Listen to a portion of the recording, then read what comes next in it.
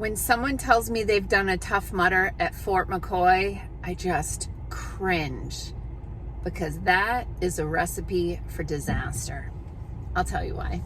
Hey, I'm Dr. Patty Barch. I'm a traditional naturopath, founder and owner of Naturally Unbridled Wellness and naturallyunbridled.com, where we focused on wellness solutions, not disease management. This is Down the Ridge with Dr. Patty, where I give you 7 to 10 minutes of holistic life and wellness information on my way to work. This is not medical advice. It's for entertainment purposes only. Nothing I say is true. Don't listen to me. Excuse me, bunny. Thank you. So welcome back to part 4 of LYME week. If you haven't seen the other videos, you can go ahead and look on all my pages, especially youtube.com/naturallyunbridled, and you can watch the other videos too. But I mentioned earlier in the week that LYME is known to be a biological weapon. It actually has more genetic material than pretty much any other bacteria in existence, and most of that genetic material is involved as a defense mechanism. It's a cloaking mechanism to help the microorganism to evade the immune system. And it's pretty fascinating. Something is rattling in my car here. It's pretty fascinating because within moments of the tick ingesting the blood and that blood being in contact with the bacteria that are in the mouth parts and the digestive tract of the tick, the presence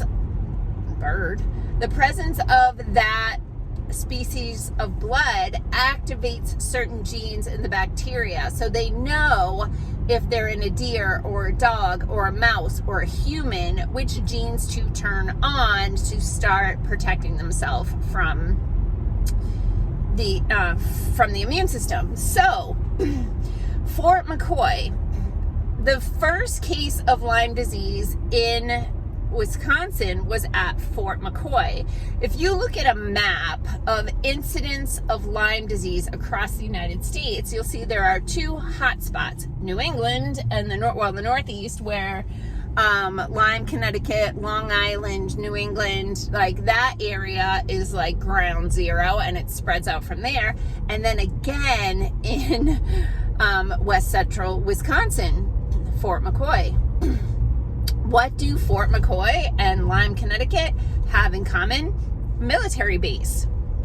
So a convoy of trucks likely came from the military base in Lyme, Connecticut to Fort McCoy, probably had a mouse or a tick on board, a mouse that had ticks, and the first case of Lyme disease happened. So, you know, ticks like to hang out in leaf litter and tall grasses and that sort of thing. And so when someone tells me they are, you know, they did a Tough Mudder at Fort McCoy or they work at Fort McCoy, I'm just like, oh God, because the likelihood of their symptoms being related to Lyme is pretty high if that's where they hang out or roll around in the leaf litter.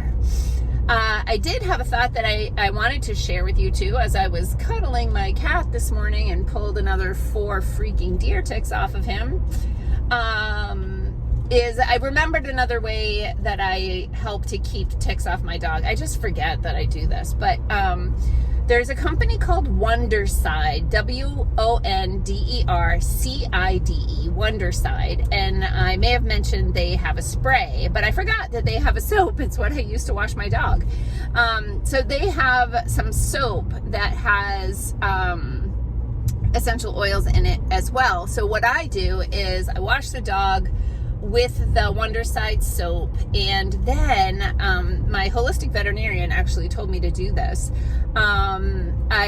After she's all rinsed off after the bath, and I squeegee off, like squeeze a lot of the water off of her, then I use diluted apple cider vinegar, raw apple cider vinegar diluted. So I don't measure it, but I probably do 1 part apple cider vinegar and 4 to 5 parts water. Like I said, I don't measure it. And then you just do that like a rinse. And so she's all rinsed, she's squeegeed off.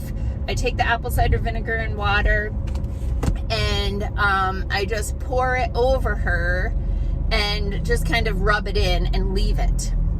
And between the Wonder Side and the apple cider vinegar, that can work as a natural tick repellent, flea repellent, keeping in mind those awful topical between the shoulders poison liquids that have killed lots of dogs and cats. Those don't keep the ticks and fleas off. They just kill them after they bite your pet. So keeping them off, you can use this Wonder Side apple cider vinegar solution. Anyway, the other thing I wanted to talk about today is the treatment of Lyme disease. So only medical doctors can treat, by the way, so we just support the body in creating a healing environment. But as I mentioned in earlier videos, if you get on top of it early, like you find the tick attached, or you're doing prophylaxis with just taking some remedies on a daily basis to keep your body inhospitable to this infection, you catch it right away, you do it right away, and you're going to have good results most of the time, whether you're hitting it with a prescription or with herbs and homeopathic remedies. When it gets to be a chronic condition, it's been a while, like I'm just saying a number, like 3 weeks, a month. If it's been around that long, it's taken hold, man. It has got stuff figured out. It is a squatter at this point. And that's when it becomes a challenge. So in the medical model, they'll treat with antibiotics, which will suppress the symptoms because it'll kill the bacteria that might be in circulation or outside of the cells, but the rest of the bacteria are going to go, ooh, red alert, the feds are here, and they're going to go into hiding until the coast is clear and there's no antibiotics there. So you feel better while you're on antibiotics, and then when you stop the antibiotics, it'll come back. So sometimes people figure out they got something going on when they get antibiotics for a sinus infection, but all of a sudden their joint pain is better.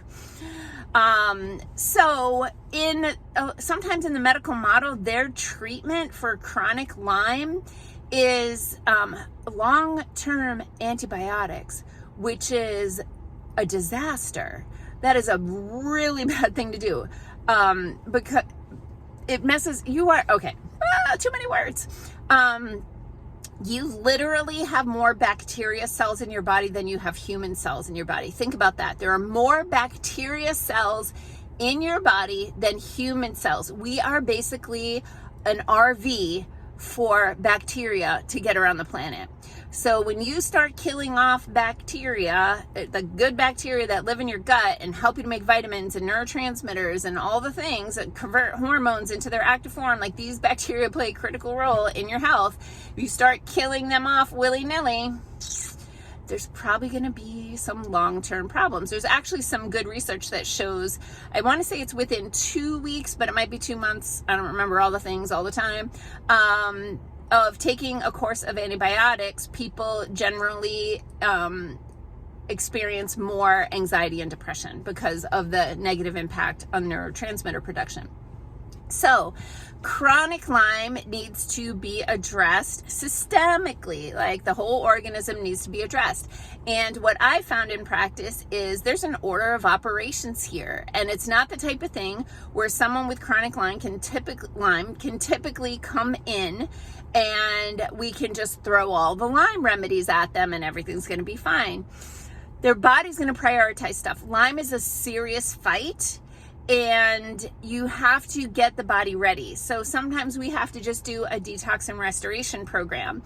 Sometimes we have to address something else like candida overgrowth. We definitely need to address crappy inflammatory diet and poor sleep habits and those sorts of things. We have to get the body ready. It's like preparing for a marathon. I remember years ago having a woman come in. She knew she had chronic Lyme. I did my assessment on her and it supported that. But when I was doing my bioenergetic testing for which remedies and supplements her body wanted, it was all coming back for candida, which is yeast overgrowth. And she was pissed. She was like, you know, I came here because I have chronic Lyme. I'm like, okay, what this is telling me is your body isn't ready to fight that. It needs to deal with this candida issue first. And then it might be ready, or it might have heavy metals that it wants to take care of. It's going to be like a process till your body goes, okay, now we got this. And I said to the woman, I'm like, I'll sell you the Lyme remedies if you want them. But what I'm telling you is they're not going to work because your body isn't ready for this. So chronic Lyme's a big deal, but there are Lyme literate practitioners, medical practitioners, holistic practitioners, functional medicine people that have special training in supporting people through the Lyme process. I am a certified Lyme specialist. And, you know, we have tools and a skill set outside of the typical, let's throw antibiotics on it and see if you feel better. Okay? Happy Thursday. Peace out, peeps. Have a healthy day.